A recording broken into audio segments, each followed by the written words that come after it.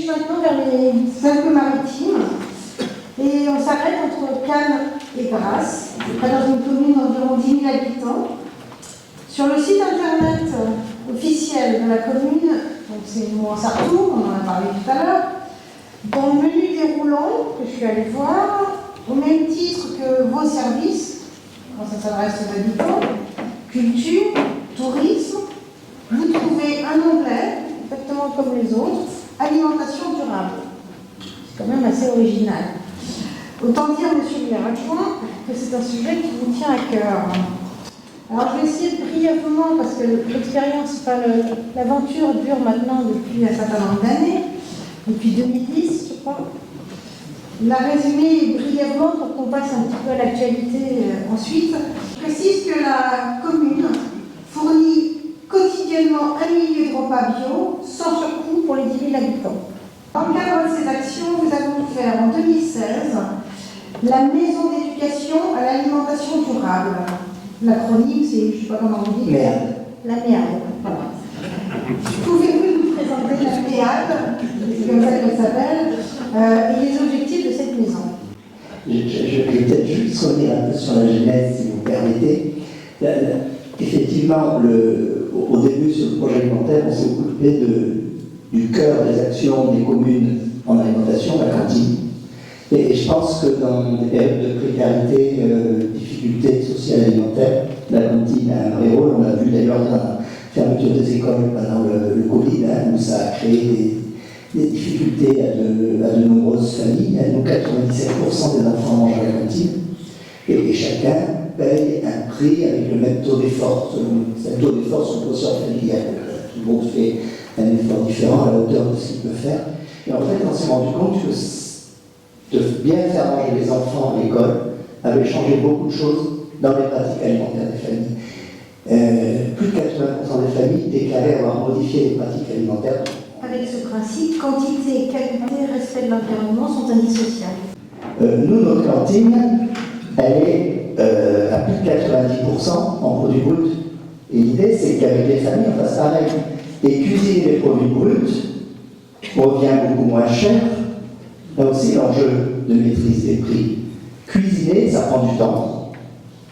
Il faut savoir faire, il faut avoir l'équipement, mais ça revient moins cher.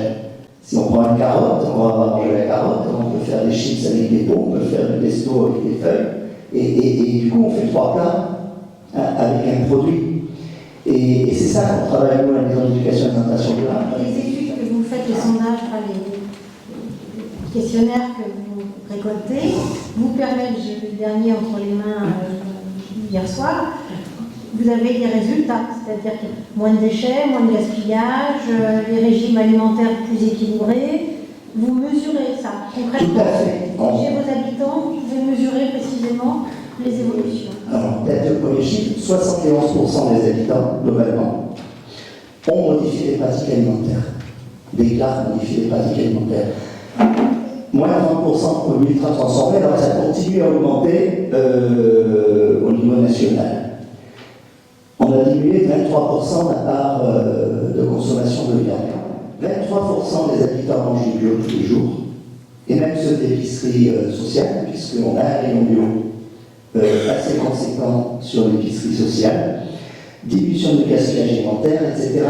Et oui, on montre qu'une politique publique locale de l'alimentation engagée peut permettre aux habitants de se nourrir de manière plus saine et plus respectueuse de l'environnement, sans forcément dépenser plus. Lorsqu'on fait le bilan des défis famille et alimentation positive, donc ça c'est l'accompagnement des familles, par exemple, ils augmentent de 25% la part de bio, 30% la part de local, et ils diminuent d'environ 6 centimes par personne le coût de revient du repas. Donc on voit que tout de suite, qu'on a augmenté la qualité sans dépenser du gras. Ça ne règle pas forcément le problème du montant global du repas, mais déjà on a augmenté la qualité et donc on se rend en meilleure santé. Ça, c'est important. À votre niveau, vous parlez de souveraineté alimentaire. Est-ce que c'est une notion, un objectif? La souveraineté alimentaire, c'est décider comment on veut manger. C'est-à-dire, après, si c'est la souveraineté alimentaire sur le repli local ou national, ce n'est pas vraiment l'enjeu qui m'intéresse. Par contre, ce qui est sûr, c'est qu'il faut qu'on travaille la relocalisation de notre production agricole, particulièrement dans notre région, mais aussi dans des régions très agricoles qui en fait font de la monoculture. Ils ne font pas de l'agriculture ouvrière qui permet aux gens de vivre avec une production alimentaire locale. Donc il y a la souveraineté alimentaire, il y a tout ça, il y a définir ce qu'on veut manger, comment on veut manger, comment on veut que ce soit produit, comment on veut que les gens gagnent leur vie quand ils nous produisent à manger. Là où il faut parler de souveraineté alimentaire, de la souveraineté. Moi, je suis obligée de vous demander de réagir, parce que je pense que c'est quelque chose que vous comprenez particulièrement bien. Si on a la volonté, c'est ce qui se passe à Provence-Sartrou, c'est qu'il y a une volonté que la commune aille sur cet axe.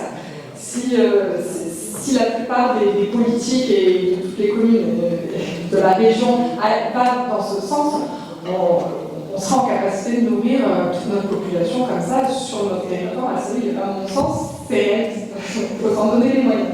Peut-être juste, si vous permettez, pour rebondir à ce que disait Madame tout à l'heure, en disant qu'elle ne trouvait pas d'agriculteur pour ses lamas. Moi, ça ne me traumatise pas si l'agriculteur de la nappe, il vient de 100 km en soi. De toute façon, dans notre région, il y a tellement peu d'agriculture que c'est pas ça. Ça aura beaucoup plus d'attaques positives de faire une AMAP avec l'agriculteur qui est à 100 km que d'aller s'approvisionner à un GMS du coin qui fait un approvisionnement mondial de toute façon. Donc voilà, il faut aussi.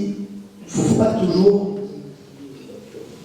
penser, non, il ne faut pas renoncer, il ne faut pas penser que la seule réponse positive est le local.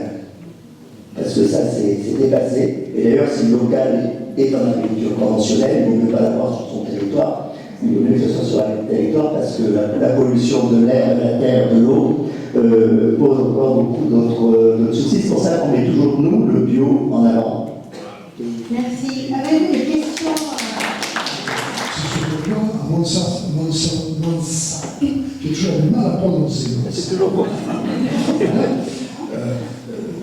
Où je trouve qu'il y a une action qui est une action remarquable et qui effectivement conforte la chose suivante. C'est que quand il y a une volonté, il y a toujours un chemin. Voilà. Et cette volonté, non, c'est une volonté politique. Voilà. Et je crois que c'est là-dessus qu'on touche aussi, disons, du doigt. Parce que on parle de subventions, d'aides, donc, etc., mais qui la plupart du temps sont mises en avant pour être autant de côté sur une jambe de bois, en réalité. Alors que la question est comment changer fondamentalement les choses sur une planète effectivement de plus en plus peuplée, mais qui a encore véritablement les capacités de nourrir tout le monde. Si tant est qu'on le veuille. Et si tant est qu'en même temps aussi, on ne profite pas de toute une série de systèmes cyniques qui consistent, disons, à des minorités à faire des profits fabuleux sur la pauvreté, sur ceux qui ont faim, sur la pollution, donc, etc. Tout est prétexte en fait à faire disons du fric. Je crois que moi je lève mon chapeau donc, à l'action conduite par la municipalité de Montsartou et donc, de Gilles Perron. Ça permet donc aussi de réhabiliter le politique, de réhabiliter la politique. Merci beaucoup.